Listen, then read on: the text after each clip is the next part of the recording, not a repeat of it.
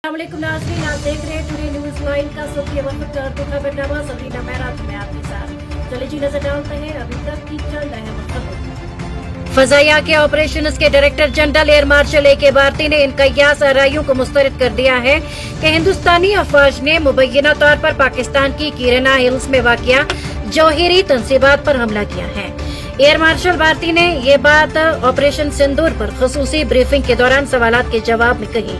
Social media पर गर्दिश करने वाली खबरों के बारे में पूछे जाने पर कि क्या हिंदुस्तान ने किरना हिल्स में इस जगह को निशाना बनाया जहां एक जौहरी जखीरा करने की सहूलियत मौजूद बताई गई थी। एयर मार्शल भारती ने कहा कि ये बताने के लिए आपका शुक्रिया कि किरना हिल्स में कुछ जौहरी तंसीबात हैं और हमें इसका इल्म नहीं था। हमने किरना हिल्स पर हमला नहीं किया, चाहे वहाँ कुछ भी हो। एयर मार्शल ने कहा कि हमारी लड़ाई दहशतगर्दों और उनके इंफ्रास्ट्रक्चर के खिलाफ थी। ताहम ये अफसोसनाक है कि पाक फौज ने मुदाखलत और दहशतगर्दों की हिमायत का फैसला किया और उसने हमें इसी तरह जवाब देने पर मजबूर किया। कश्मीर के वजीर आला उमर अब्दुल्ला ने काबीना वजीर जावेद राना और सुरनकोट से एमएलए चौधरी मोहम्मद अकरम लिसानवी के हमरा जिले पूंछ के इलाके सुरनकोट का दौरा किया ताकि हालिया सरहद पार गोलाबारी से होने वाले नुकसानात और सूरत हाल का जायजा लिया जा सके। दौरे के दौरान वजीर आला ने मकामी रिहायशियों और शलिंग से मुतासरा खानदानों से मुलाकात की, जिन्होंने अपने घरों, मवेशियों और ज़राई जमीनों को पहुंचने वाले नुकसान की दर्दनाक दास्तानें बयान की। देहातियों ने ज़ेर जमीन बंकरों की फौरी तामीर और मुतासरीन के लिए माली इमदाद की अपील की, क्योंकि सरहद पार से खतरा मुसलसल बरकरार है। एक मकामी शहरी ने वज़ीर आला और दीगर हुक्काम से गुफ्तगू करते हुए कहा, हमारी जिंदगियां बर्बाद हो चुकी हैं, हमें तहफ़्फ़ुज़ और मदद की जरूरत है। यहाँ ज़ेर जमीन बैंकर कोई ऐशो आराम की चीज नहीं बल्कि एक जरूरत है।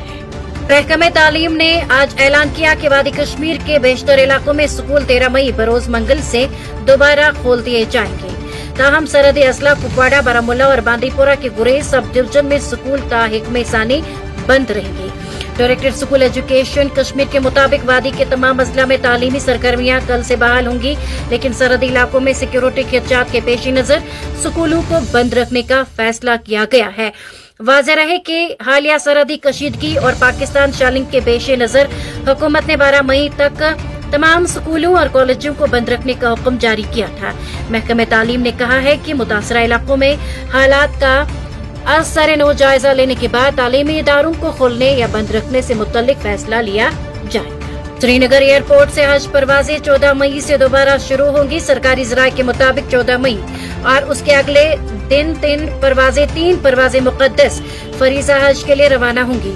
जम्मू कश्मीर हज कमेटी के executive officer director Shujaat Ahmad Qureshi ने कहा, श्रीनगर से हज परवाजें 14 मई से दोबारा शुरू होंगी, जिनमें इब्तदाई 2 दिनों के दौरान 3 परवाजें रवाना होंगी।